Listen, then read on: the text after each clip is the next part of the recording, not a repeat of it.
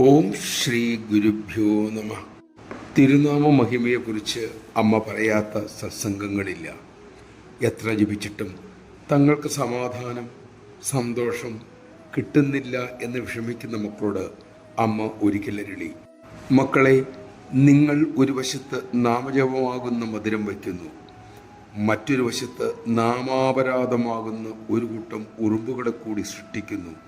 പിന്നെ എങ്ങനെയാണ് നിങ്ങൾക്ക് തിരുനാമത്തിൻ്റെ മധുരം കിട്ടുക?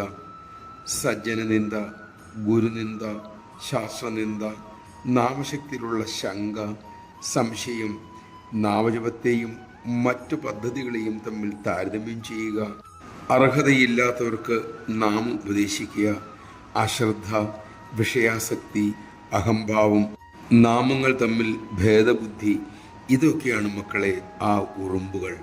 അവയെ അകറ്റി നിർത്തണം. നമഃശിവായ. നാമാപരാധങ്ങളിൽ നിന്ന് ഒഴിഞ്ഞു നിൽക്കാൻ അമ്മ നമ്മയെല്ലാം അനുഗ്രഹിക്കട്ടെ. സദാ തിരുനാമം ജപിക്കാനും അമ്മക്ക് നമ്മിൽ കൃപ ചൊരിയട്ടെ. അതിനെ കരുണാമയിയായ അമ്മയോട് നമുക്ക് പ്രാർത്ഥിക്കാം.